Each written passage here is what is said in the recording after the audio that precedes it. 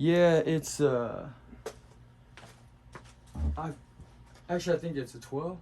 No, maybe it's a 13. Yeah. I fucking I got it. It was top of the line then, but they've come out with one new one since then.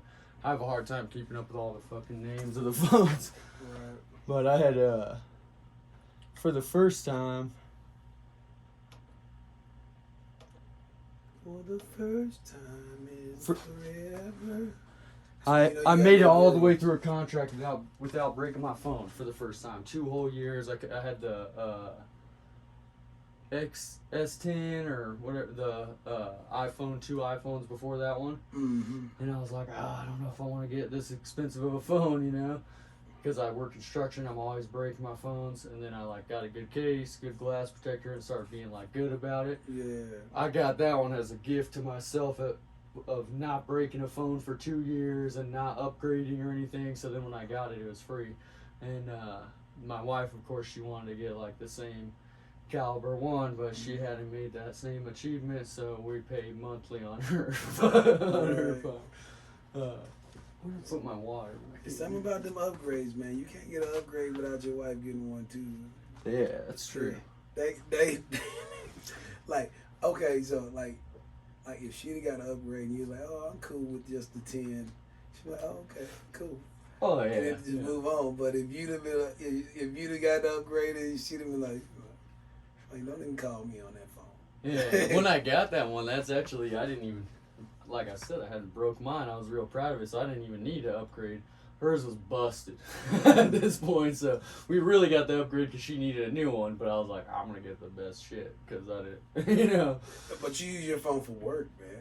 Yeah. That's how I look at it, like my cell phone. Like, I had the oldest iPhone for forever until like I needed to start filming stuff.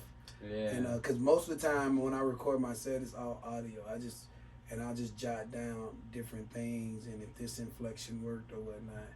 But then I was like, I wanted a few video. You know what I mean? Just so I can make sure that, you know, I'm actually acting the stuff out like I want and actually seeing where the laughter is hitting at and stuff like that. Yeah. Well, it's good.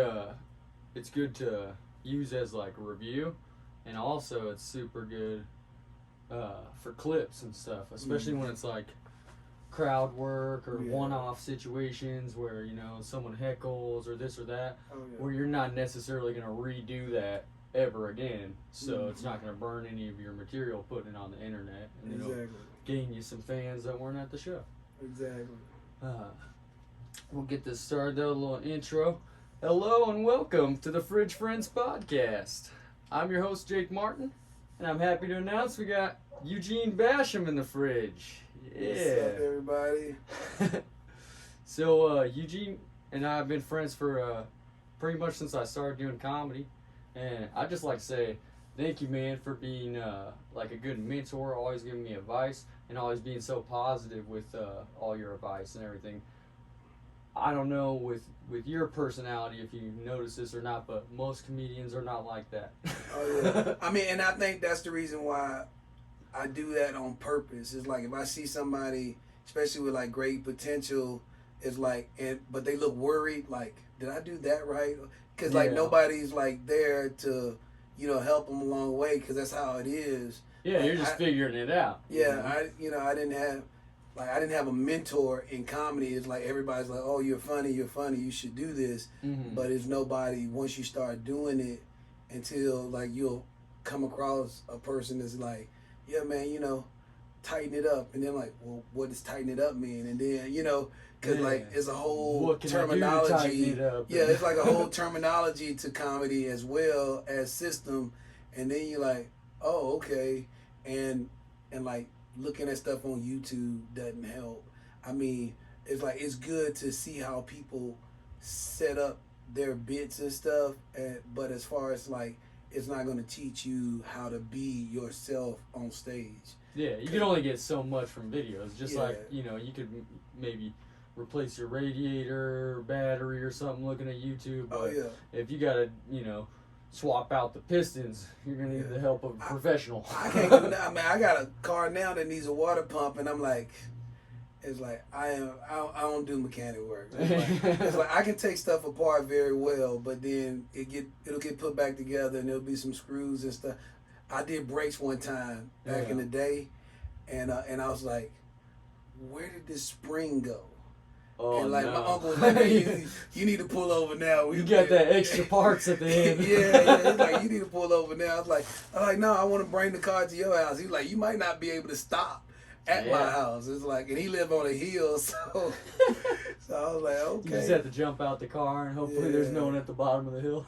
Exactly. So I was like, man, so I mean, I'm pretty smart, like, if I really put my mind to it, but I'm like, all right, mechanics have jobs for a reason. I don't, But when I was, like, poor, it's like, you had to figure it out and, go to AutoZone, buy the part, and stand inside AutoZone, because, like, I could afford to buy the part, but couldn't afford to buy the book. Yeah. So I'd read the book while I'm in the AutoZone, then walk back to the house, I did a starter one time, put the starter in. I'm like, oh, it still ain't turning over. Kind of find out, out of gas. Oh, that wasn't even a problem. You didn't even need new parts. Right, it's not turning over. I finally convinced a mechanic that I knew to come over. Like, man, I've done everything you suggested, this, that. And he did suggest, he did ask, he was like, did it have gas? Like, I'm like, yeah, it's got gas. Of course it has gas. Yeah. But see, so I wasn't a complete idiot. So what it was is like, because I was parked on a hill, like the driveway where I lived at the time was kind of like a incline. It had gas in it when low, and then it just wasn't getting to that fuel pump. Right, and so luckily he made me feel too bad about it, but was able to get it in. But yeah, car trouble's the worst, man. I just had to replace my brakes, but I didn't want any type of problems. Brakes is a dangerous thing, Right. So I'm like, I'll have the professionals do it. Then I don't lose a day of work and everything, but then it's a bunch of money. $750 for the front and back. And that's in the Prius. Yeah, mine was disc brakes, so it was just a little bit more than that, but it's still like, damn, that's there's the whole week of work right there. Right. And then comedy can pay good money, but post COVID, it's like everybody's hustling. Like you feel like you're doing good if you get like mine is always a mixed bag. It's anywhere from 50 to 500, and I never know until night of. Well, no, not necessarily night of. Like usually I discuss money in advance, but like when it's like I want you to do a show in Seattle and I'm stoked about it, and I talk to the promoter or the producer of the show, and they're like, oh yeah, well we can only pay you, enough to get out here, but it'll be good exposure, and I'm like, all right. Yeah, paid for exposure. Yeah, so it's like $150, but to drive there and back, because a flight ain't worth it unless I do it. Like you can get to Seattle for $150 round trip. Yeah, if you book in advance and everything, or get a deal. Or... Yeah, I did those 2 shows. I did 2 shows. One in a place called Bremerton, and in Washington. Yeah, and that was worth it just because like that type of setting, it was like an actual theater. Oh yeah. That was booked for me to headline the show, and then come to find out they've done comedy shows there before that they call dope shows. And so like the comics get high before the show, and then it's like, man, you probably be great doing a dope show. I'm like the fuck I am. I'm like, did you hear my stand up? It's like I got 10 kids, my pullout's bad enough. There ain't no telling what I'd like probably have 15 by now.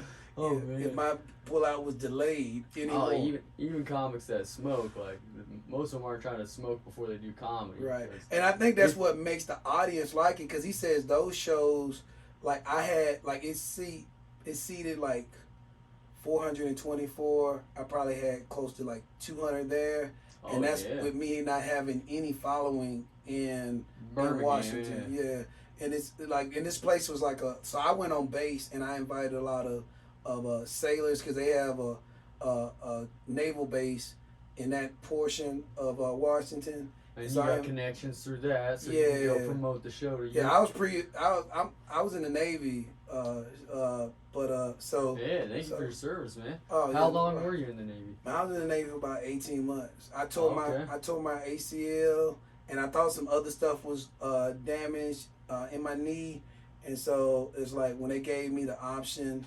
to get out on a medical discharge, I was like, yeah. And then crazy, I wanted to go back. Like I got out 2 weeks later. No, it may have been a month. 9/11 hit.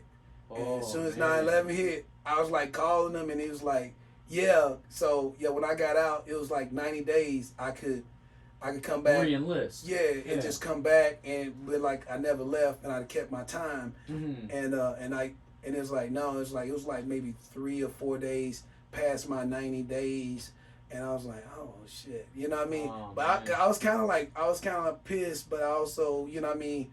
Like when you see something like that, it was our version of Pearl Harbor. You know what I mean? Yeah, that was definitely our generation's Pearl Harbor. Yeah. Yeah, a lot of people would argue that that's one of the worst attacks on America's seen since the Revolutionary War. Right, and so my other thought was like, really, I had so many homies. It's like if they're gonna have to go through that, we need to go through that together. And they still call me now. It's kind of like I'm like more like the sounding board for stuff, because most of the time when people kind of vent and you vent to other people in the military, it might do like red flags and stuff. Like you know, it's like you can lend an ear and they don't have to worry about their officers hearing. Yeah, like if you joke with somebody about slapping the hell out of your officer because they're stupid, or you know, then it's like they make a note of that. You know what I mean? As opposed to saying it to me, I'm like, I can see why you would want to do that. I know that person's not going to do it. Yeah. But when you're dealing with people that's in like the special forces, they have to have enough discipline that they don't even vent stuff like that. Oh, yeah. And the drill sergeant's secretly a therapist the whole time. They're taking a little notepad on you.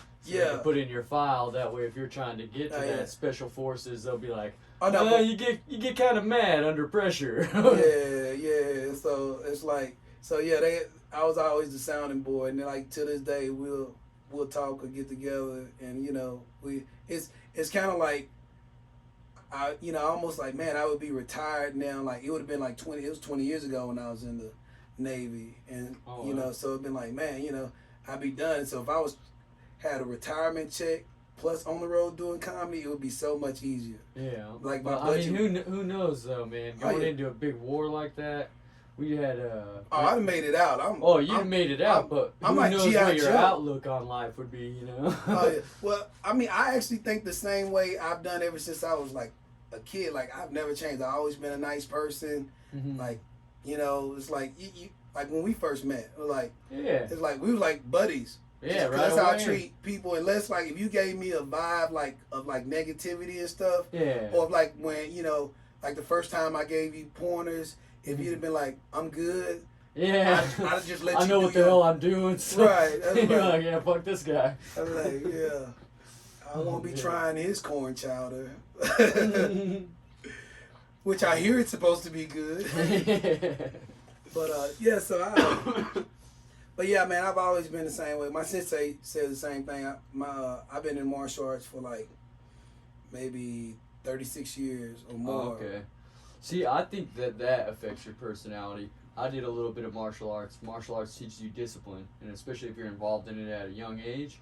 Once you've got to a point not only where you're confident in any situation because of the martial arts, but you've learned discipline where you can invest in yourself to get goals done. Oh, yeah. It makes you a more calm person around people and easier to let stuff go, which some people would think would be the opposite effect. You know? Yeah, the self-control side of it. So it's like people think martial arts is all about fighting and things like that.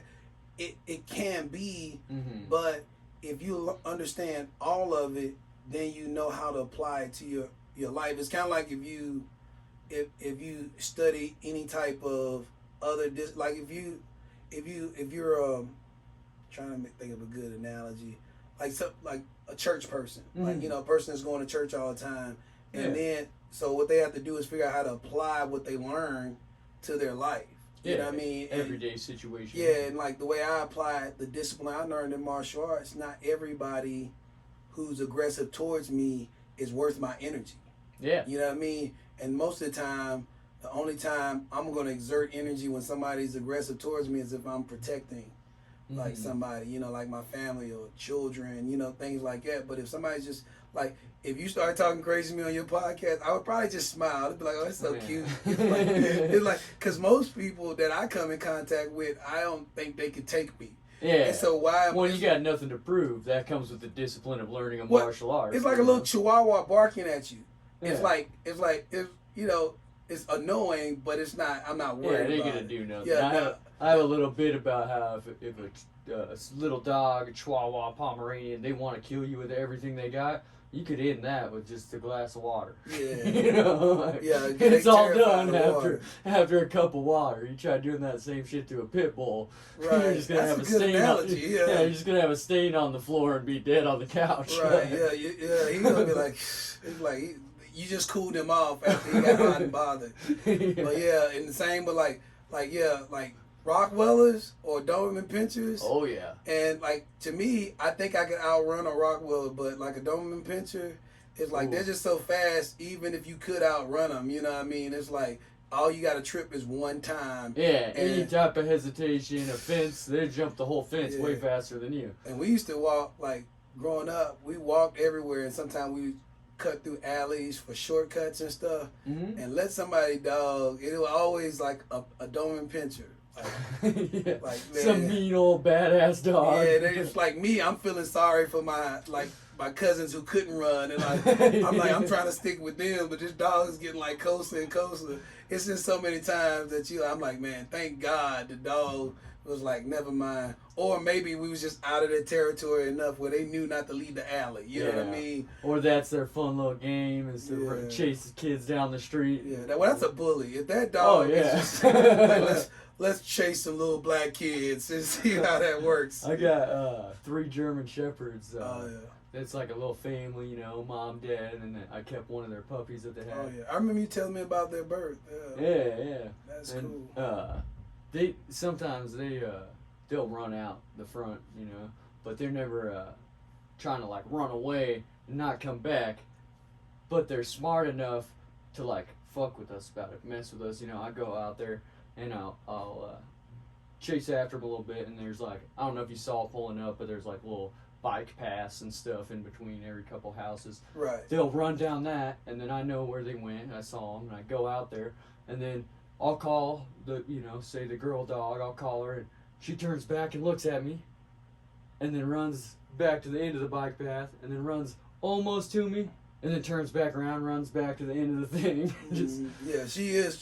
She try to get you to chase her. Oh yeah. She's trying to play a game. Yeah. I'm too old now. I'm like, I ain't chasing nothing. If you don't want to stay in the house, that includes my children and my wife. Like, I ain't chasing nothing. If you get out the house and you want to go, yeah, you're like, you got a good situation here. I'm right. Like, keeping things taken care of. You want to go? Yeah, but but that's what I like about being like on the road. Cause even like sometimes like when you you do the same thing every day. It's like you want to break it up, and that's the best thing about like even when I do comedy every weekend here, to go out of town and do, you know what I mean, that breaks it up a little bit. Totally different atmosphere. Or go to another and each one like the jokes hit a little bit different. You know, like sometimes it hits a little bit harder, and sometimes it's like that was, you know, it's like they'll tell you that was amazing, and you're like, but you ain't laugh. You know, I don't say it to them, but it's like it had them hooked to where they couldn't even think to laugh. You know what I mean? Oh, yeah. Some people will love a show and not laugh one time. That always baffles me. And then they pull you to the side and be like, oh, that was just wonderful. I liked it. Yeah. And you're like, how am I supposed to know? Right. I was looking at you like, what's the matter? I'm offending you? Or? And that's what I noticed about Idaho. Idaho was shy in a sense of like laughing out loud. Like the 30 and below, not worried, but like the older, like when it's a mixed room. Yeah, and there's a lot of old conservatives that, you know, they might give you a chuckle, but mostly they're just nodding their head. Yeah, good one, you know. Yeah. But it's funny how much like the pun slam shows do really well, and I'm like I never thought in a pun way. Yeah, so, like, that's not really my style of comedy. But I was like, but man, you see those shows, and I'm like, man, maybe I need to start figuring out what a pun is and do a pun. Well, those sell out, and there's lots of involvement in it. Yeah, they're actually gonna do like outdoors on one of the pun slams just because there's not enough seating, and inside can seat like 200. Yeah. So it's like, all right, so that must mean they it's a popular thing. Yeah. I was into those puns. And then the Lounge is gonna do another SmackDown comedy show. Did you ever get to see the last one? I heard about it, but I didn't go to it. That's the comedy wrestling. Yeah, but like to have to actually do stand up inside of an official wrestling ring. You know what I mean? Oh yeah. Well, that's a cool vibe to it. It brings a different crowd to the comedy. And they like to drink. Mixes and, Oh, I bet. they like to drink. So like they both definitely laughing. Like, oh, tell that story again. It's like, no, I can't. It's like, no, only you want to hear it right after I say it. It's like only drunk people just keep repeating the track. Right. That and kids, because they'll watch the same movie. You just watched it 5 minutes ago. Yeah. So I'm pretty sure as a father, you know all the words to a lot of movies just because of that. Repeat. Like, I'm not the Frozen type, but I know the words to the song. I'm not gonna alienate my daughters just because they like. Yeah.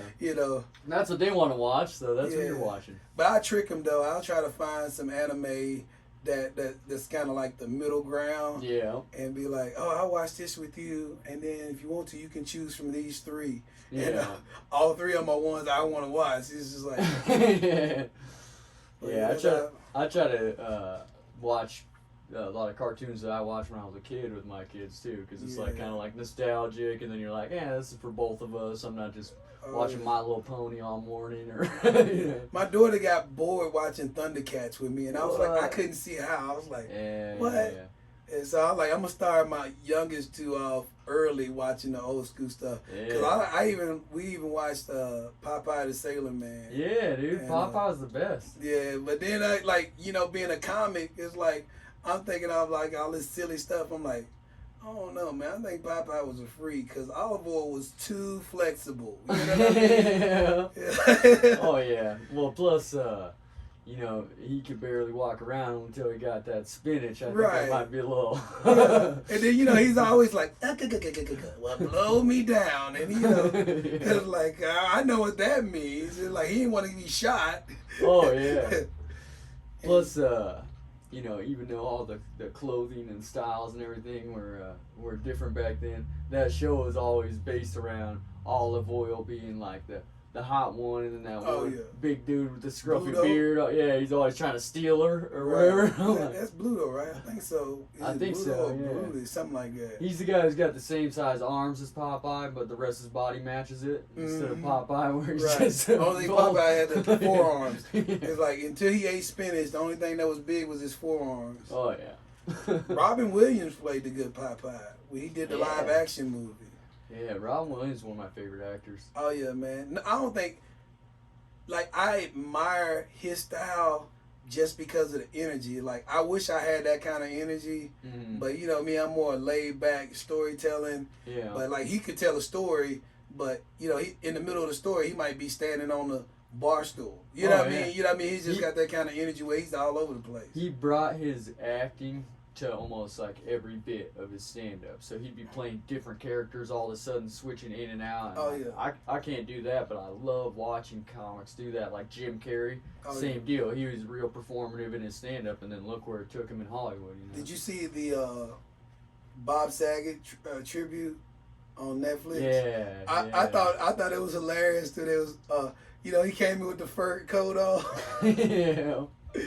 And and it was funny. You could tell they all knew each other. How they was like kind of giving each other a little roast and stuff like that. Oh yeah. And then I think Chris Rock was like, it's just bad that it took Bob Saget dying just to get Jim Carrey to do stand up again. Yeah. That is pretty sad, but I mean everyone's happy to see Jim Carrey get back to it. One thing I thought was weird. I mean,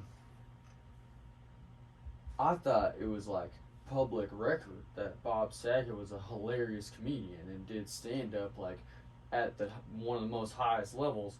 I realized that after he passed that a lot of people only knew him from Full House yeah. and from shows, and I'm like, what? Well, Like, the reason why is because dude the networks. I mean, the networks wanted to separate because they knew his stand up. Yeah. And so his stand up wasn't televised, but all the clubs. And, yeah, because it was and pretty venues. off collar. Yeah. I mean, he was he told the best like dick jokes. I mean, I don't know. Yeah. I can There's say no that other on way the to say it, podcast, yeah. right? Yeah, I don't censor this at all. I put the little explicit thing on. I want you to bleep me once. I hadn't been bleeped before. I want to be bleeped. Yeah. No. But yeah, that's too much work for me. We keep all the fucks in here. him and it's funny. So I was talking to Ron White one time, and only one time. Yeah. So I don't want you to bet think that I know was Ron. amazing to meet him. Yeah. So I was very sneaky starting out in comedy as far as when I decided to do it full time. Mm-hmm. So with me being a fire medic, one of the people I knew had a contract to provide EMS service or EMT for each concert. Okay, at the show, like Right. on-site EMTs. Right, and so I just started networking as I was doing those, and then so one of the guys who had did a show previously, like, hey, I'm gonna be selling Ron's White merchandise, and I'm gonna see if I can get you like a 5-minute spot. And he was like Ron was like, nah, because he's never heard my material, but you know what I'm saying, I can hang out before and afterwards. You know? Oh yeah. And so that's I was like, more valuable. that's what than 5 that's all I minutes. wanted. Yeah. And so we was talking, and it was just a group buzz, and he's just like he was talking about like the tour, I can't think of the name of it now. Blue collar comedy. The blue collar comedy tour, and he was like, man, people love Jeff and think he's like the cleanest comic, but he has told one of the best dick jokes I've ever heard in my life. Yeah. It's like, I wish I would have thought of it. It's Yeah. like, and then he was still drinking now. He actually been 16 months sober now. Yeah, But I it was heard like- that on a podcast, and it's ironic because he still sells the people tequila. Hey, it's like he started that company not because it's like every day, like we could have a conversation now that might change the way you think about something. You know what I mean? Yeah. And like just something happened. I think he described what happened, and that made him like, I don't want to be that. You know, and that's I went through that same thing myself. I mean, everyone's got their reasons why they decided to quit doing something, but I went to a point where I was like, I just don't need to drink anymore. You know? After my 10th kid, I was like, I don't think I need any more. It's like, I think I'm good. It's like, at least I know I could call 10 people and one of them should show up. Like, yeah. It's like, not everybody can be busy, It's like, I was there when you were born. You got 10 kids, you could start a construction company. No, my daughter, my oldest, is the only one who literally actually fell in love with construction. Yeah. Everybody else was like, you remember when Dad used to put us to work? It's like, it's not like it was like free work. Yeah. You know what I mean? But she was the oldest, and so she actually learned from it. Well, we were able to finish stuff. Like, you know what I mean? Yeah. Like, when you have a company, though, it's always another project. Mm-hmm. Before I had a company, I was just making my duplex bigger for the family, so that they could have more space. Room, yeah. And so my family wasn't as big then, but she liked being able to help me hold up each panel of the siding and put it up. Then every now and then I'll let her hit it with the gun. Yeah. And so she went to school. She wanted to do engineering and construction management. She decided she was just gonna get her master's in engineering, and so she basically got her construction management and business first.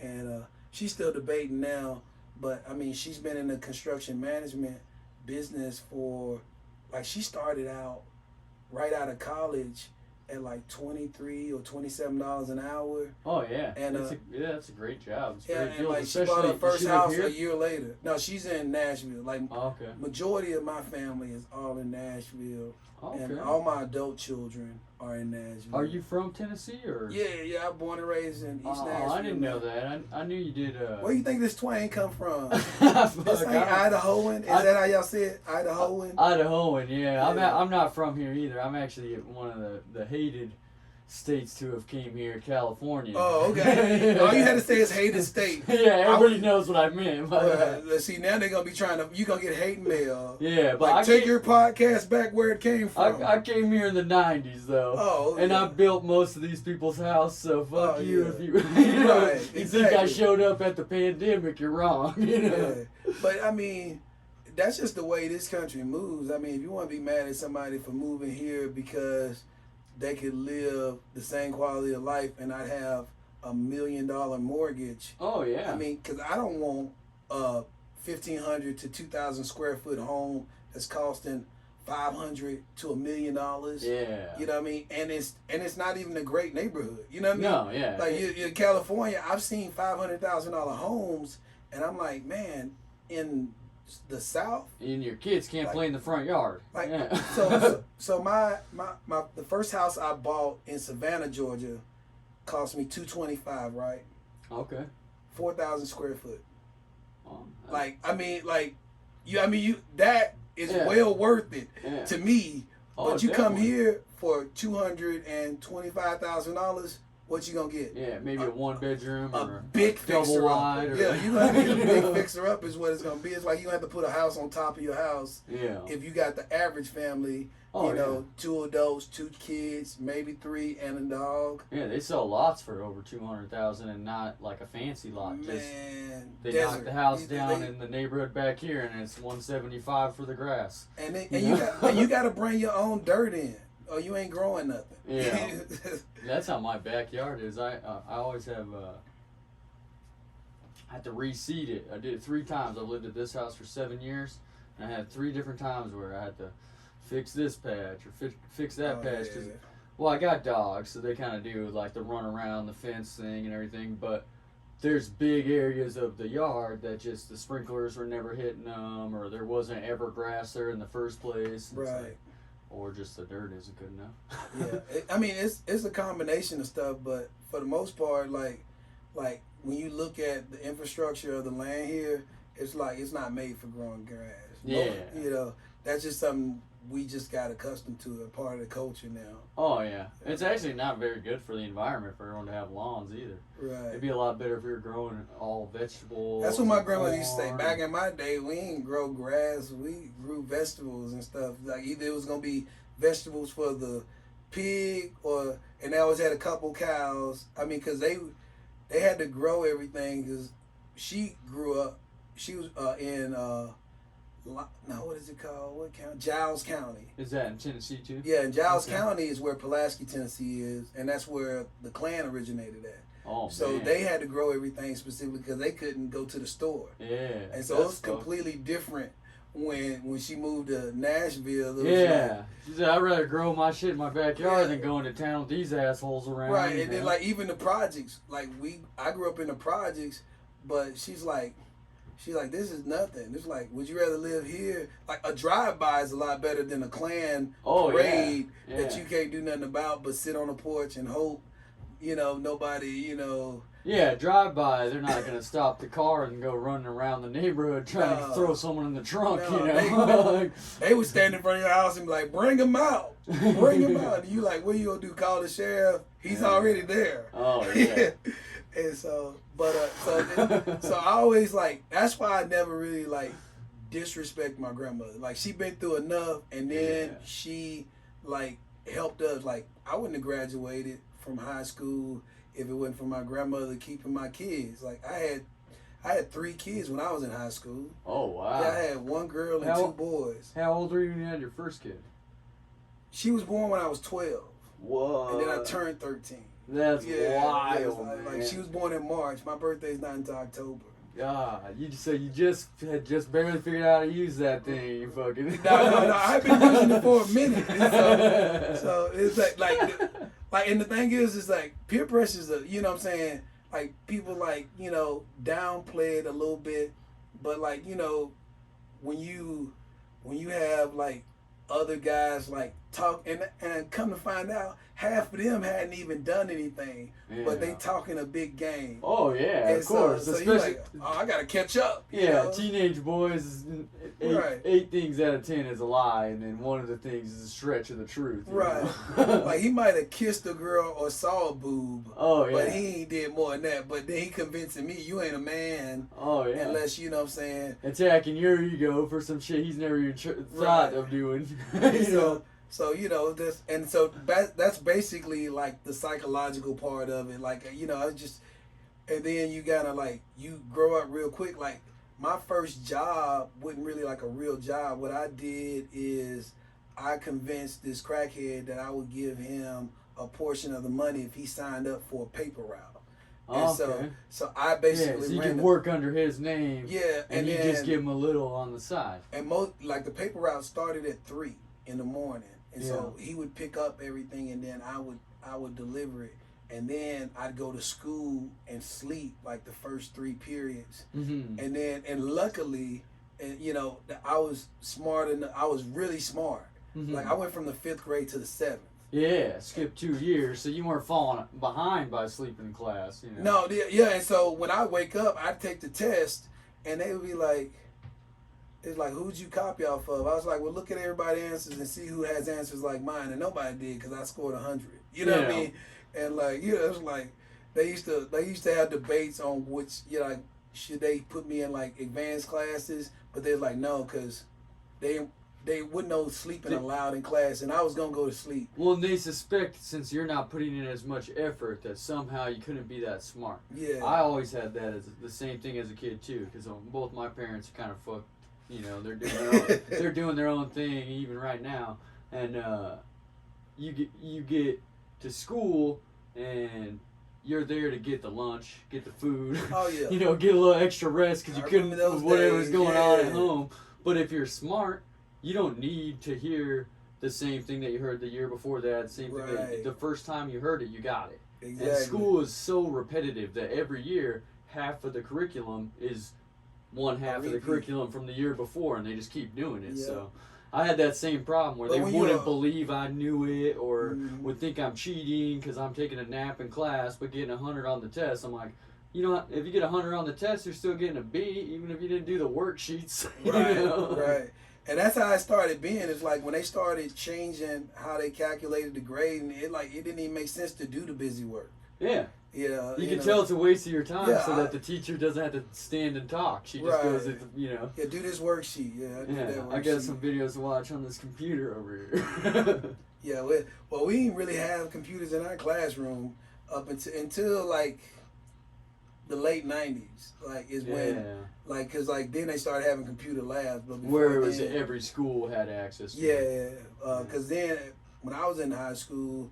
Like even all your research papers, you had to go to the library in the school, and they had maybe either 6 or 8, and you know, so you had to take to turns. Yeah, and everybody only got 30 minutes to do research for a report. Yeah. You know, or you can do it on your own time at your neighborhood library.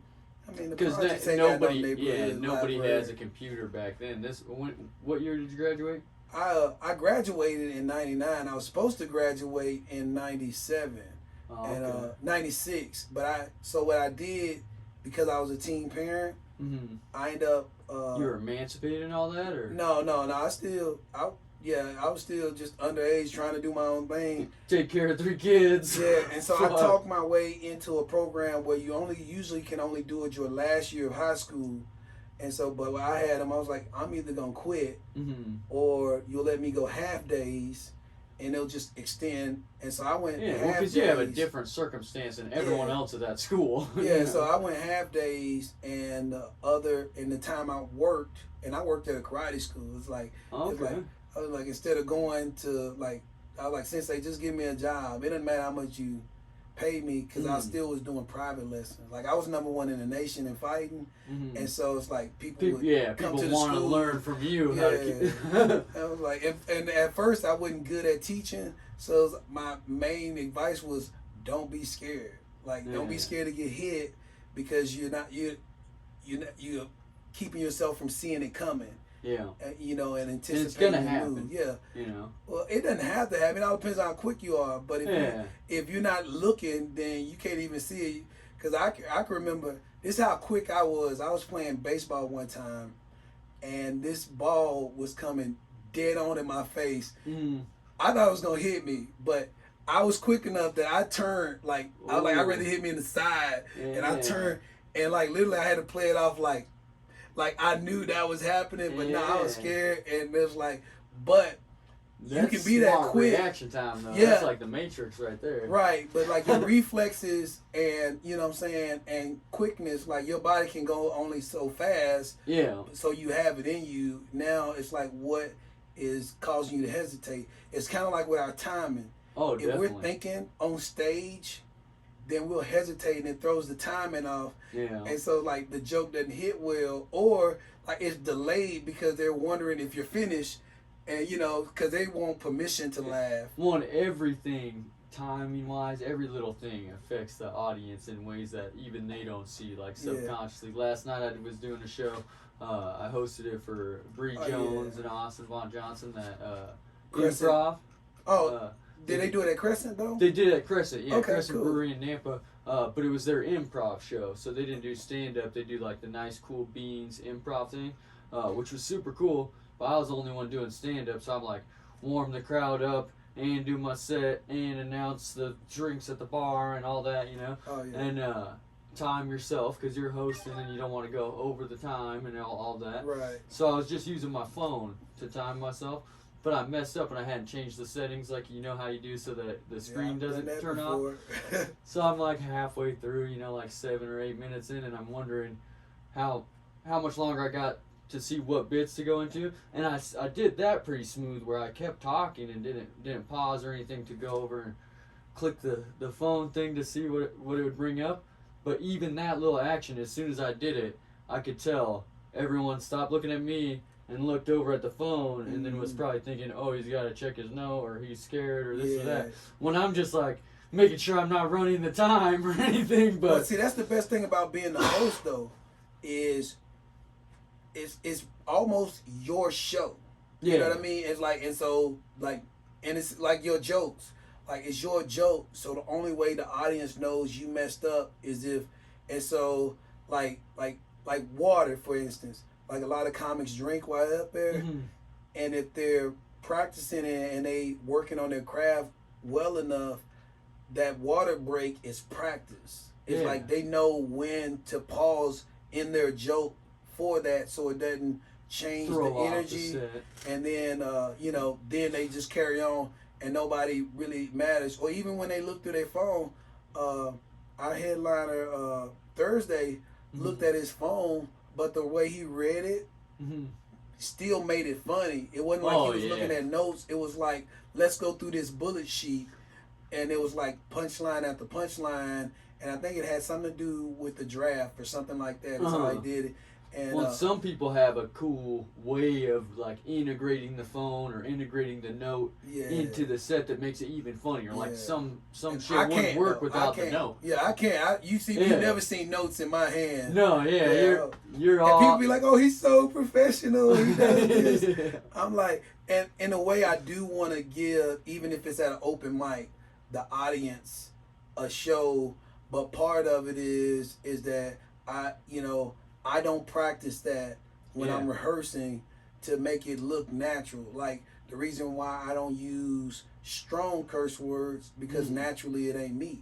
Yeah. You know what I mean? And in your natural conversation, you're not doing that. So it would be fake or performative to add F words into your set if you never say that. Right. And I do. It's just I grew up where not everybody knew how you talk. Like I grew up where you don't cuss around grown folks. So if I'm looking in front and it's a 65-year-old person there, that's an elder. Yeah. And so it's like, it just doesn't feel right, even though you're on the stage. Now, but when I'm doing a college show, being respectful to him. Yeah, when I'm in a college show, that's part of their vocabulary. Every other word is fuck. You know what I mean? And they're begging for it too, you know, because they probably did a little drinking Right. before they got there, maybe a little puking in the bathroom. Yeah, but in college, it's the same. And like you remember when you're in high school that pep rally where you would hear a song that you've only heard on the radio, but now you hear it in school. Yeah, it's kind of like you couldn't cuss in the open, and so you're at school and somebody's cussing, like your professor's not saying just pay,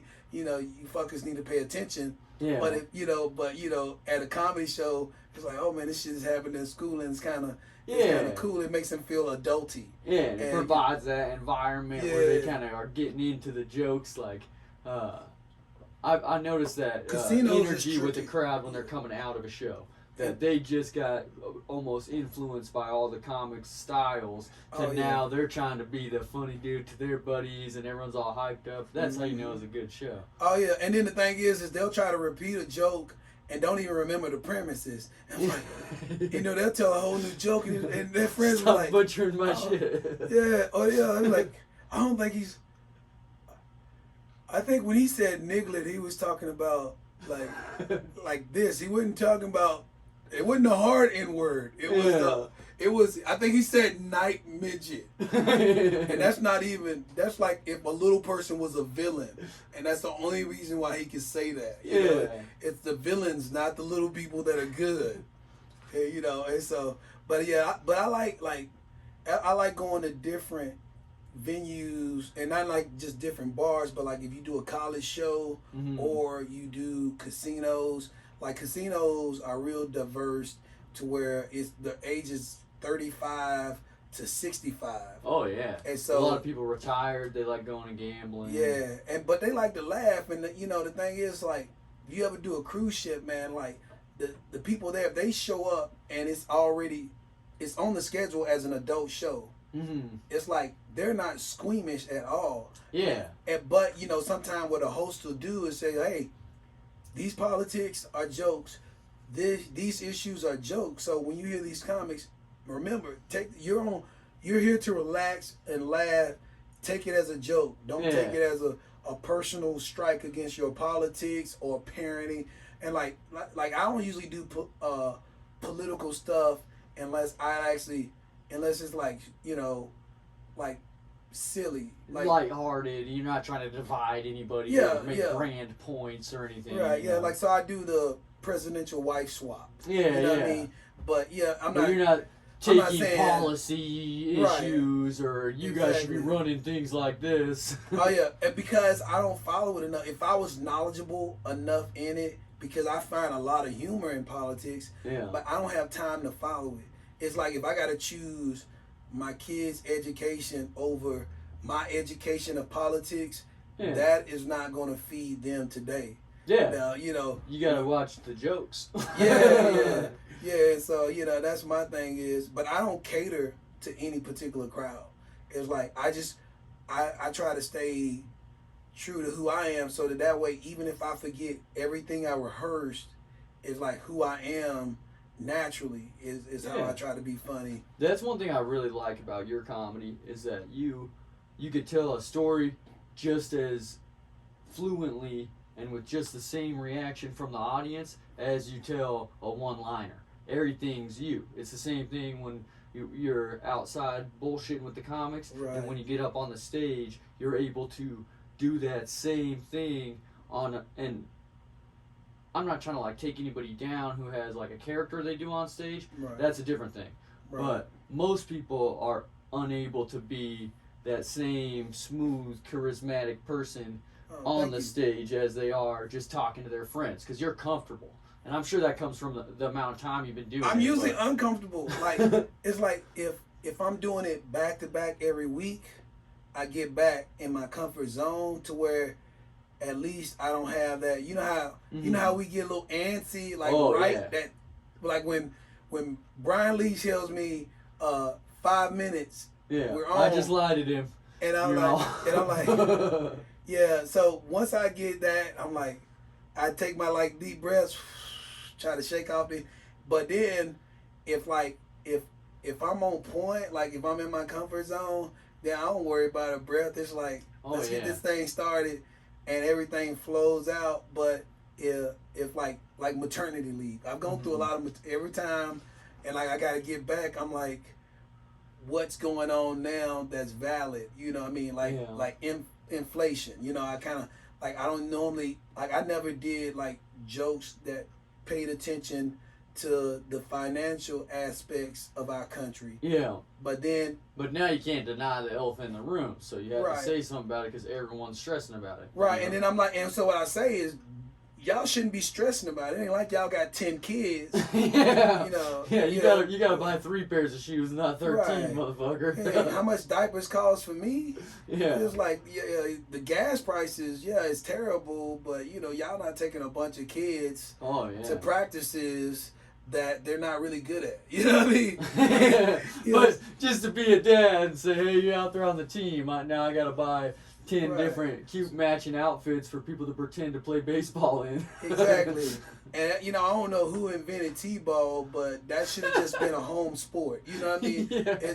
That should be like dad and that individual kid doing that over and over again. So when they do turn 4 or 5, they actually know what they're swinging at. Oh yeah, going to a T-ball game is like going to a golf course and watching somebody play one of those golf video games. And then they have You know? coaches for every base, like Yeah. pointing the kid the direction to run. Go to, come on.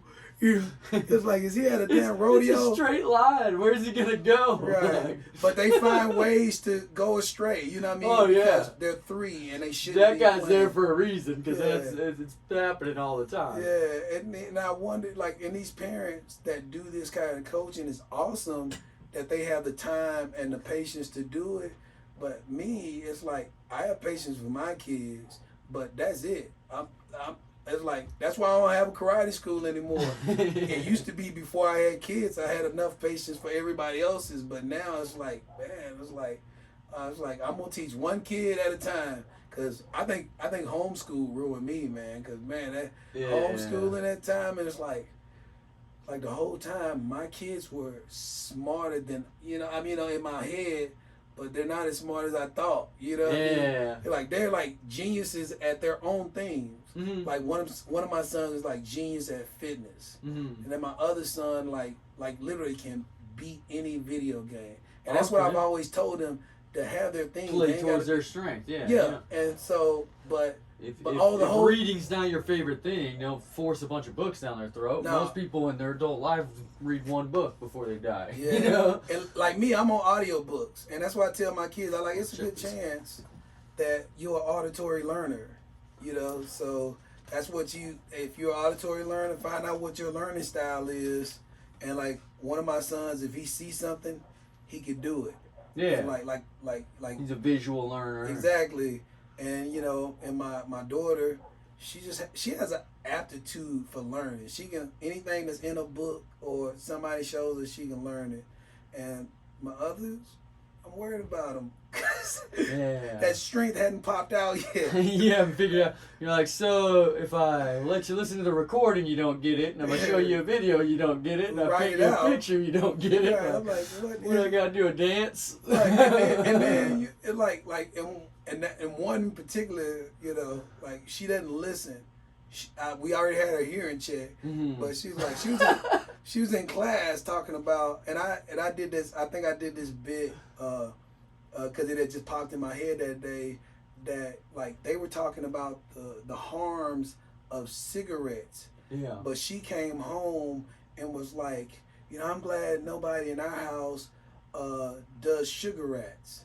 And I was like, sugar rats? And as she's explaining it, and I'm like, I think she's talking about cigarettes. And she listened to the whole thing and didn't even realize she it. wasn't paying attention, and all she got was sugar rats. They're bad. They cause cancer. And you know, and I didn't catch it until she was like, some people have lungs that get black, and I was like, from the sugar I was rats. Like, at first I said sugar don't make your lungs black. Yeah. And I was like, and that ain't got nothing to do with rats. And she was like, yes, it does. I was like, we had a whole presentation. Then they showed a video, and then the teacher asked, if anybody in our home smoked cigarettes. And I was like, first of all, it ain't none of our damn business who smoke. Yeah. You know? Yeah, who smoked what? Keep that out of the school. Right. Like, and it ain't. And so that's what I was like, really like paying attention to, like, you know, they investigating people's households. Yeah. Like, nobody in my house smokes anything but like turkey, maybe a sausage here and there. And now we're vegan, so none of that even gets done. It's not like you're making it maybe like a smoked cheddar soup, huh? No, Hey, that's not vegan either. I've had like a smoked vegan broccoli. smoked Gouda cheese sandwich, like, Oh, okay. and it was like $5. It's like fake cheese or something? It's vegan. Oh, okay. Even real cheese is fake, the way they process stuff now. It's true, yeah. Especially like those Kraft singles. That's just a piece of plastic with a little cheese flavoring in it. Right. Man, that thing. And it's crazy because I remember leaving for the Navy one time, right? And forgot that I had a sandwich in my room, right? And came back. And the meat. Oh, from the whole time you're gone. And the meat had like hardened, like it does, like you know how like dry bologna if you leave it on the counter or something. The meat had like shriveled up and dry like that. Yeah. The cheese and the bread the cheese was on. It was white bread, huh? Yeah. Yeah, it was like, fine. Right. Years later. Yeah. Man. I was like, I was glad I didn't eat it because like it's like I am like health conscious, but it's like you still want stuff you grew up with, like you know, like yeah, cheese and bologna sandwich or a white bread and peanut butter and jelly. Everybody knows what that tastes like. They're probably imagining it, listening to except this for like gel peanut butter and jelly. Yeah, that's a different deal. Yeah, it is. It's like I used to like. I went to jail for a short period, and I used to do the sink. I called it like the sink test or the toilet test. Yeah. If it wasn't water soluble, like I put it in the toilet, and if the water didn't break it down after hours, I wouldn't eating it. Yeah. And like they feed you some the suspect oatmeal stuff in jail. would just sit there like in a clump. The grits. Like, if it was the shape of a block, it stayed a block. Oh. I was like, man. And then the peanut butter sandwich, I just dropped the whole sandwich in there. And it stopped up the toilet. And I was, like, nervous. And then it was like, eventually it did the, like, where it just went down some.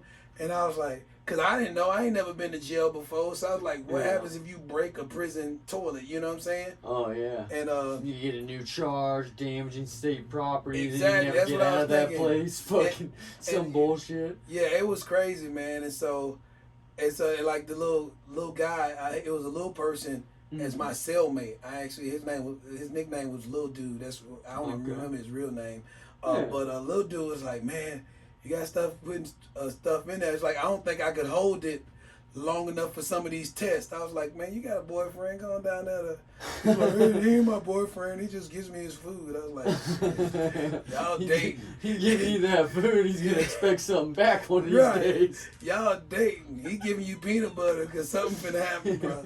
Go use your man's toilet. I'm doing my experiments, motherfucker. Right. I was like, and so the only thing I ate was like, it was a different bean. It was either red bean, pinto bean, white bean, green bean, and rice and applesauce. It was a different bean, and that was it. So I was like, and so every now and then you get that many beans and you in a small cell. I mean, I could ricochet farts off the wall. Oh yeah. He was like, man. He was like, that was terrible. And then he got so it ain't like there's good airflow in there. No. In all the movies they show those bar doors, that's not a real thing. It's like it's less airflow than in here. You're sealed in there. There's maybe a crack under the door, if that. Now they had a vent, but it was a joint vent with the cell, and that's how they used to hide their fire. Like they would string up some toilet paper. Their wick to light cigarettes. Their wick. Yeah. And I was like, geez, they figure out everything. They had booze up in there. Yeah. And they was like asking me because it got around that like little dude couldn't use the toilet for 8 hours. You know what I'm saying? And it was like, what you doing? You making, Yeah, you got cooking some hooch or that's what they was thinking. I was like, how you squawky? do that? And they was like, they use like honey buns and stuff like that. They're like, yeah, man, the honey buns got yeast in it. Oh, and, I was like, oh, they know this as a science. You know what I mean? It's like moonshiners. They got their own little thing they found to be smart at. It might take you 15 years of being in prison to figure out how to make good toilet wine, but somebody in there figured out the process and started passing it down to the other degenerates. And that's what it is with the burritos. Like the jail burritos, it's like, who knew that was a thing? Oh yeah, if you've never had ramen noodles cooked by somebody who's done some prison time, you never had ramen noodles. Right. But it's weird though. It's like, this is really delicious. It's like, and you put refried beans in it too. It's like, who would have thought that? Like, they had dehydrated refried beans in jail. No, nobody's got a boiling pot. Mm-hmm. They just let the water run so long that it gets steaming hot. Yeah. And that's what they use. I'm like, oh shit. It's like, oh, they'll figure it out. They're cutting stuff for strings, making their own dice out of toilet paper. There's a lot of ingenuity behind bars, but I think part of that's just because you got nothing to do. They just lock you in a room. Like, if I was stuck in here, the mother of all invention is necessity. I think that's like the saying. Yeah. And that's how elevators got invented, because it's like, and it was invented by a black man specifically, because like, man, I ain't gonna carry this all up these steps. We gotta figure out something. I'm like, tired of this shit. Well, let's start winching it up. Like, if we could have a machine, that would be me. It's like if I could figure out a way to get, Yeah, well, that's like the Eli Whitney. He's like, there's got to be a fucking better way to do this. Right. I'll invent this machine that's going to save everybody doing this painstaking process of, thrushing the cotton. And now we don't need this anymore. And then... That's the whippoorwill, right? No, the cotton gin. But what was the thing that, like, it spins to, like, it'll take the cotton... Oh... I'm not sure. Maybe it is a whipping wheel. Yeah, but it all came at the same time. Yeah, but it used to have to be hundreds of people involved in the process of getting cotton to where you could make a shirt out of it, and then out of necessity, ingenuity drove people to be like, look, we don't need 100 people in the heat doing this shit. Right. You could figure out through machines and mechanics how to do it a better way with 2 guys, 3 guys per field, Oh yeah. But man, and that's the thing is, like, even like air conditioning. Yeah. And stuff like that. It's like, right now in Savannah, it's like 120 heat index, like, and people still going out to the beach. Like, it ain't that much breeze coming off that ocean. Oh no, and the water's got to be hot if it's that fucking hot. 120 degrees. Like animals are washing up there. Like it's too hot for the fish. And so so that's the thing. Like, and I think that's the only thing that keep people in the South, like. Because, I wouldn't want to live anywhere in the South, right? Not that hot. It gets hot enough here. It's supposed to be over 100 on Monday. Yeah, I'm not looking forward to that. And the funny thing is like, when it's 100 here, I'm like, really? Because I'm so used to that southern heat with that humidity. And so it's like 100 don't actually, like, really feel like the way 100 feels there. It's still hot. Yeah. And some people AC can't keep up with it. Because the first summer we were here until they could get housing right, because my wife is Air Force, and so we stay on base, and I have this... Out in Mountain Home? Yeah, and so I have this camper, and I'm like, we'll stay in the camper while they get our house ready, and so we were in that. Because the military moved you out here? Yeah. That's why you ever came to Idaho? Oh, yeah, that's okay. Yeah, I magically wanted to increase the black population. No. But no, it's so, because I never pictured myself anywhere in the Northwest. I actually spent some time, when I came back from Japan, I had a layover, and then ended up in Idaho? No, in Washington. So that's the furthest northwest that I had been, and I was like, I could see, like, and that's just because I liked how the mountains look, and there was a couple of parks that I went to while I was killing time, because I ended up being there for so my layover wasn't a commercial layover, it was like a mission ready layover. So what I used to do to fly back and forth from overseas and stuff is I would get on MAC flights, and basically all that military aircraft. Yeah. And so certain missions, they can only allow a certain amount of people to get on with them, and so that one was delayed by 3 days, and so I was just kicking in, Washington 3 days. That's and good. I even met a couple ladies. It was I was like, man, these people nice. It's I was like, basically I was like, where can I go to get my hair done? And it's like, oh, I take care of you, and she got my hair braided up and Yeah. everything. It was like, and so it was like cool because I didn't think I was gonna. I thought I was gonna have to wait till I got to Nashville. Yeah, you're to looking get something around, you're done. like, nobody can braid my hair. Right. And these And then- girls are like, oh no, we do that all the time. Yeah, we got you. So I kicked it with them and just hung out and everything. And it was like they invited me to dinner, and it was like, oh yeah, we meet people all the time. It's like I was like, that's cool. That's what's up. Cause like usually when you're in a city, it takes a minute for you to meet somebody you cool enough with to kick it with. Oh yeah, and if you're only there for 3 days, usually people will just stay at the hotel or whatever. But that's one thing, like I was saying at the beginning of this, that I always liked about you is you're friendly and a personable guy, and you're not trying to be shy to meet a new person. And if she says, oh hey, I'll braid your hair, next thing you know, you're going to dinner. Not because if she's not taking everyone whose hair she braided to dinner. Right. That's right. you and your personality that causes that for you. That's what's up, man. Yeah, I mean, and like even like when I was in Korea, it's like I'd always meet like cool people, and it'd be like the weirdest circumstances. Like my wife broke her leg, right, and so they have on their interstates they have a lane for emergency vehicles and buses. Okay. And so the ambulance went into, because the traffic got bad, went into the emergency lane, and we had to go to Seoul.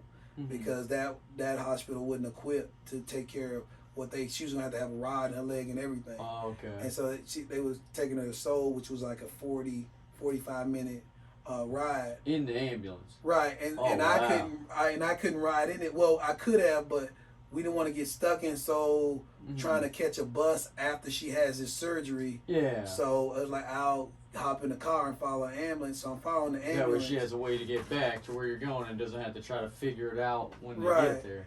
With a broke leg. Yeah. And so we get, I'm following them, and then they get in that lane, and I'm like, I shouldn't do this. and so he was getting too far ahead, and I'm like, I don't know any, like, I can speak Korean, but I can't read Korean. Yeah. And so I'm like if they leave me, I'm not gonna be able to. And eventually, I end up just jumping in that lane and following them, and then it's still jetting, like going way past the speed limit. You can't keep up with them, and you're not even supposed to be in that lane. Right, and so they lose me. So I'm still lost in trying to find the main gate for the Seoul military base, where their main hospital for. Oh, because they have to take you to a military hospital too. Right. That makes sense. I didn't even think about that. And so finally, it's called Yongsan, Army Air Force Base. Okay. And so I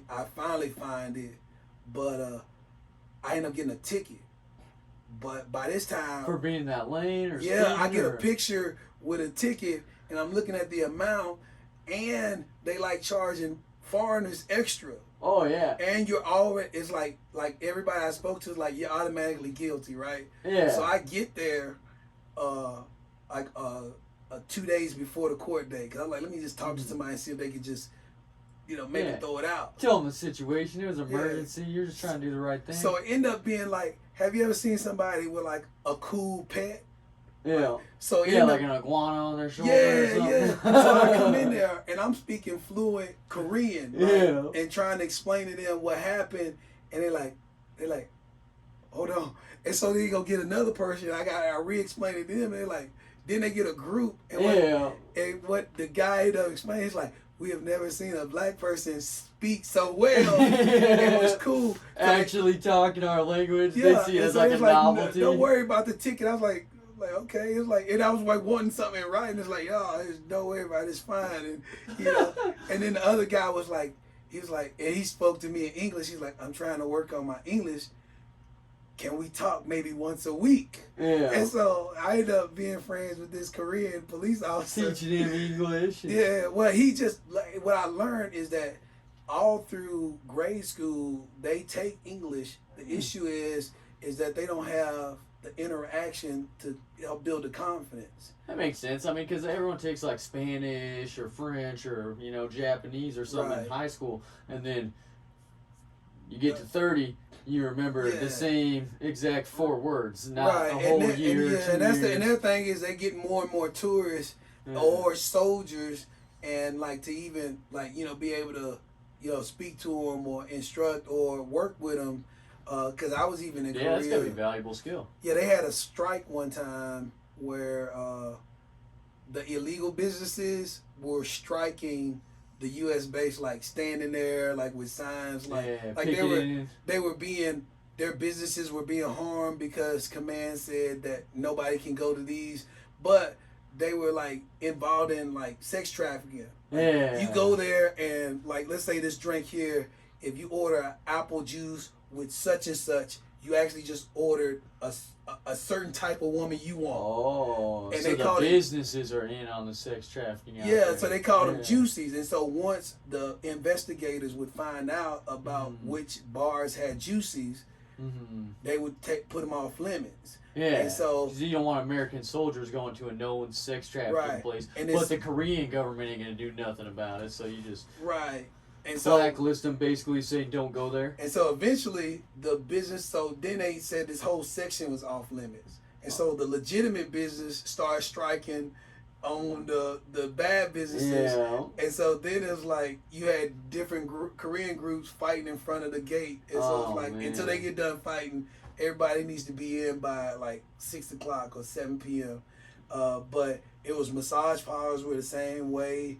Even like certain chiropractors, you didn't go to. Yeah, well, cause like isn't it like Las Vegas where that's not even illegal there? Like that's theirs. No, sex trafficking is illegal there. It's just it's one of those things where as long as it's not, or like the prostitution street, side, then they look the other way. Yeah, it's like as long as it's not, if it's prostitution. And it's not, as long as it's not blatant like a brothel, then it's one like they had this one you could Google Songtan Sally. I don't know how many times I was walking with my 3-year-old daughter, and she would come up to me and say, "You want to go? You want to go?" Oh man! And you like, it's like first of all, no, but with my daughter with me, like y'all got babysitters or something. Yeah, but that's a whole different. Oh man! And then like my son, he was like 17 at the time. He was like, yeah, that same lady asked me if I wanted to go. Oh, and I was like, no, you don't want that to be your first experience. Yeah, no, definitely not. Man, you gotta have that on you the rest of your life. Right? Because actually, so. I think she was like either drunk or something that like, I don't know if they took it down, but it was on YouTube. Like this one guy had like Spartan kicked her. Like she's like this big burly prostitute. Yeah. And so like she just was like kind of harassing the wrong person. Yeah, like, being aggressive, trying to get people away from me. And but like. Everybody, if you asked anybody who's been in Korea in the last 20 years, if they've been to Osan Air Base, they've run across Songtan Sally. Yeah. And it's just a mess. But like, I like the way their markets are. It's like you could haggle. It's like a thing. And like, and then they also have a thing like their first customer and their last customer is gonna get the best deal. So sometimes if you wanted something that you had your eye on, you just want to be like, their closing time is at such and such.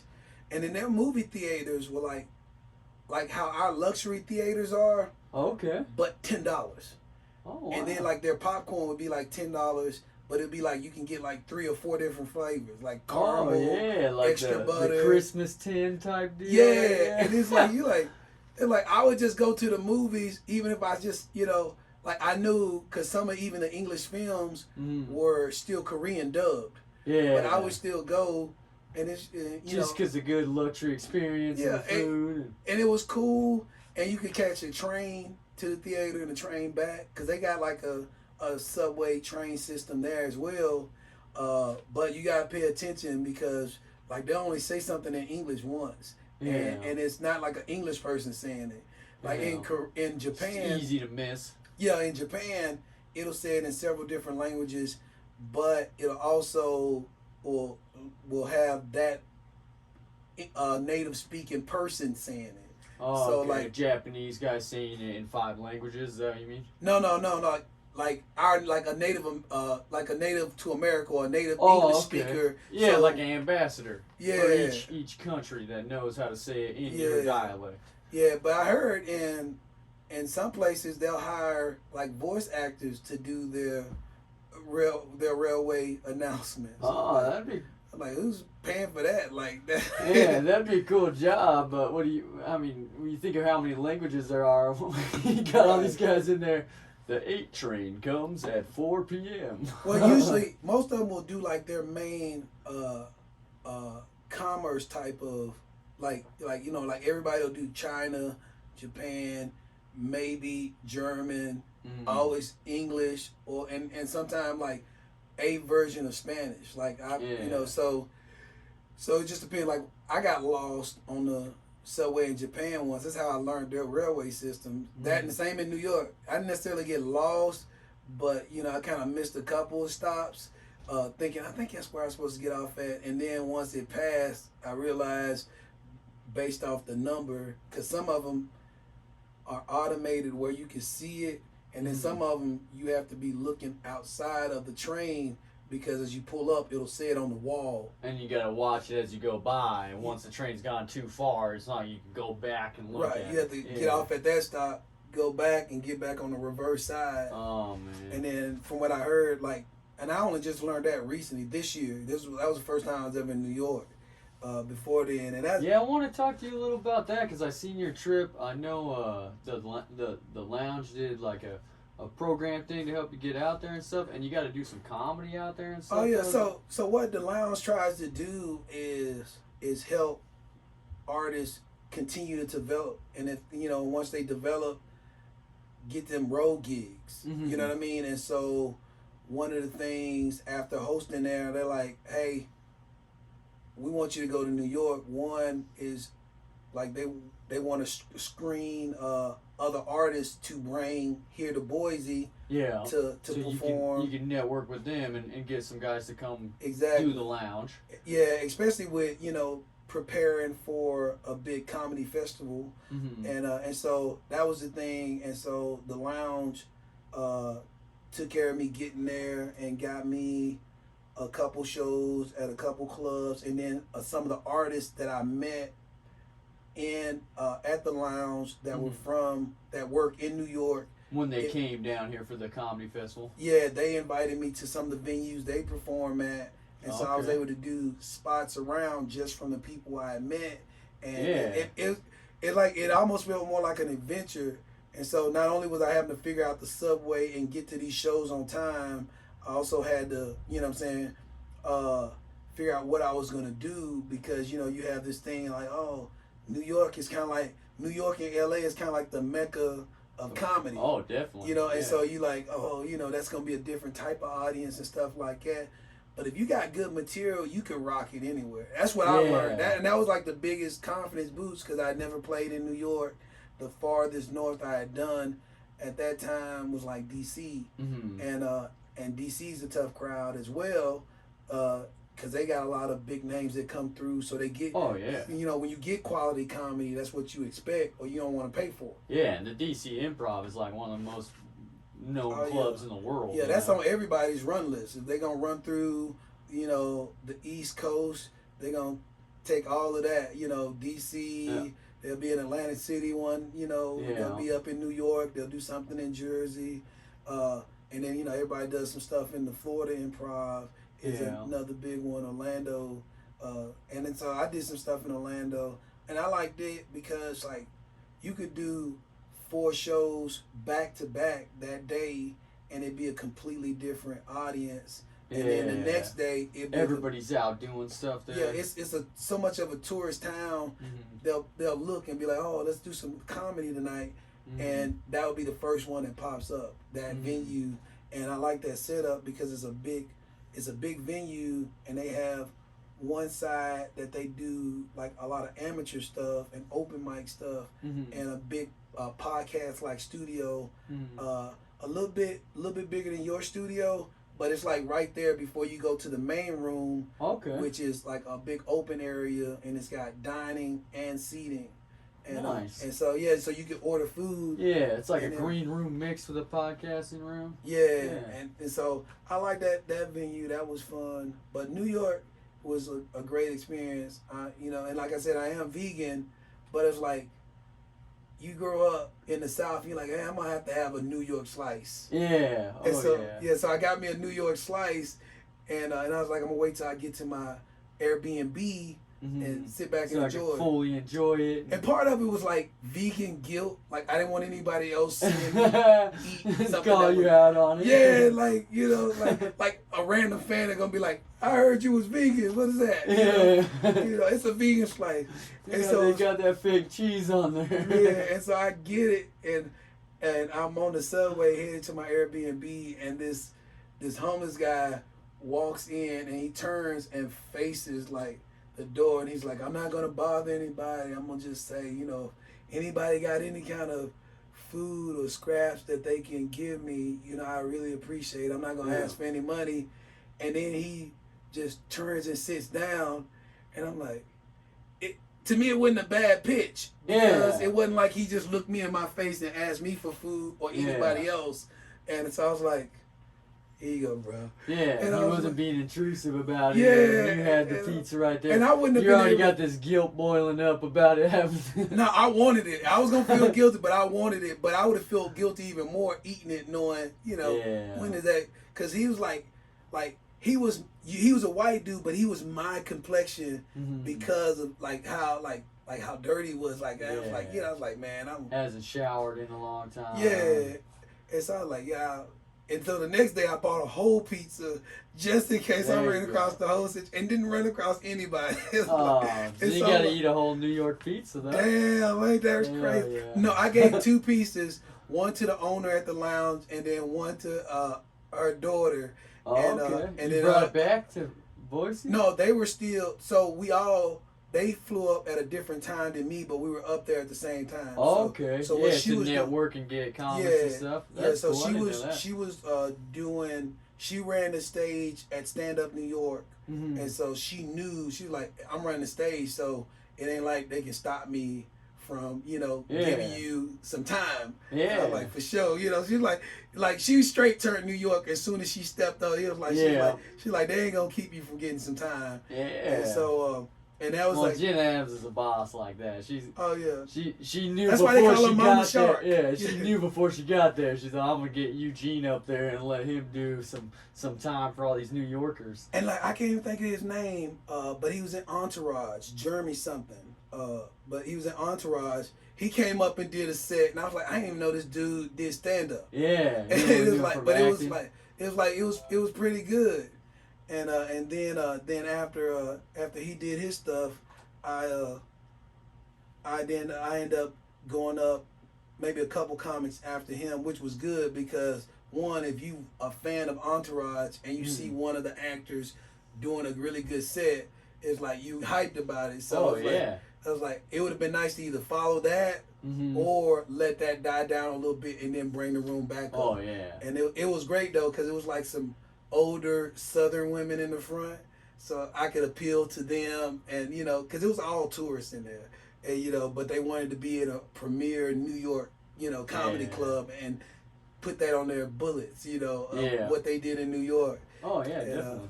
But yeah, that's on my bucket list too, is to go perform and to see his shows in New York. You know. Oh yeah, I've never even been to New York. It's a great experience. Like, I wouldn't recommend, if you afraid of rats, to walk around at night, because they come out at night, bro. They come out in droves. Like, you feel like the shit is crawling on you when they come out. Like, they come out. So many of them, and they're not from scared nowhere. of nothing. No, they ain't scared. They'll ask you for your phone number. Like you new here? Text me. I think it was this podcast that I was just talking about, Nutria rats. You ever seen those before? That sounds familiar. It's a Northwest thing. The first time I ever saw them was in Oregon. I lived in Eugene, Oregon. They have the weird little tail, like, do they look almost like a gerbil / rat? It looks like a beaver. It's like a big thing. It lives on the side of the rivers and like canals and stuff. Oh, no. And it looks like a beaver, but it has a long rat tail. Oh, and it has kind of like a radish face, but it's more like fat, like a them beaver. up. Oh, that's disgusting, man. I'm like, oh, this is I'm like Portland and Seattle and Eugene. That's their version of New York's rat problem. Yeah, but like Mountain Home, they have what they call them whistle pigs. They have a lot of them. and now the snakes are coming out. So I know they getting fat because yeah. I mean, you see them all the time, like little bodies from where like you don't stop for the little whistle pigs, like the little ones. Yeah, you know, they're like a squirrel. Even if you could stop for them, half the time the squirrel stops and then runs back in front of your car. You're like, and it's funny, Mountain Home has squirrels that look exactly like the Geico squirrels. Like I don't know if they audition squirrels there, but they look exactly like. I've never seen squirrels that look exactly like those squirrels on TV. And it was, and the only reason why I thought about that is because I was doing a delivery one time, and I saw two squirrels just standing in the middle of the street, like looking, and I was like, and in my mind, I just say two stupid jokes. So I was like, they ain't never seen a black person before. Like, who's this dude? yeah, they're consulting each other, like, right. What's going on here? Like, you know, they holding their food like, this is nuts. Like, these people are turning brown. What are they eating? This must be where all our nuts are going. We've done quite a bit of time on here, so we could wrap this up if you want. But I always want to give my guests the opportunity to plug not just like whatever shows you got coming up, but social media. How can people get a hold of you if they want to follow you and you know, go ahead and promote anything you got going on, man. Oh well, if you check the loungeboise.com, www.loungeboise.com, pretty much all the national headliners that come through Boise, I'll be opening for them, and if I'm not opening for them, I'm usually on the road. Eugene's the all-time host at the Lounge at the End of the Universe, so you go to shows there. If you're going to them every weekend, you're gonna see him. Oh yeah. And you should be going to them every weekend anyway, because they got some of the best shows in town. Oh yeah, we need laughter. It's like when everything is going on, it actually makes the end of the week better. It's like I've heard people come back the next week and was like, man, you know, like the humor and the fun, and sometimes we do crowd interaction, and it's never like negative interaction. It's always fun. Like one couple been married 30 years, and I was like, you know, that's more than all 5 of my marriages put together. You know what I mean? And they was like, you know, they laugh like, you know, but you know, we don't like a attack. And it's personalized to them. Yeah, that's the kind of crowd work we do. But we want it to be a fun and safe place to laugh, have a drink, and they actually have. I've always had a great time. They actually have catering now where you can order, and before the show gets started or during the show, your food will be brought to you. Oh, that's cool. I didn't even know that. Yeah, they just started working with a couple restaurants that specifically do it for them, and one of them is Jimmy John's, that's right on the corner, and but you can find also information on me from Eugene Basham dash comedy on Facebook, and then it's just Eugene Basham on Instagram, and what I'll probably start doing is start cataloging on Instagram my travels, because a lot of people are curious about the come up, like big time of a road comic. You know what I mean? Well, and you've been a lot of awesome places. We talked a lot about that on the podcast. I think people would be super interested in seeing little videos of each show you're going to, and then you save them on the stories. They're not going anywhere. So you could look back in 5 years and see, oh yeah, I remember when I was in Washington and I first decided the Northwest ain't that bad. Right. Yeah, so Instagram and Facebook are the main social media platforms that I'm on. I'm trying to do a TikTok. Yeah. So, you know, I was spitballing with you one day as far as ideas. So whenever that comes, I'll shoot you a link so that you can follow that. Share the link on your Instagram, and that's just Eugene Basham on Instagram, Eugene Basham Comedy on Facebook. You guys make sure you follow him. And come to some of these live shows at the Lounge. I mean, the Lounge is killing it right now. All right, man. We appreciate you guys. Yeah. Until next time, thanks for the support. Oh, yeah, we did an hour and a half. Oh, yeah. I actually looked at my phone because I was wondering if Moon Deck was, because he's got a 9 o'clock show. I told him I would drive him so that he could get messed up.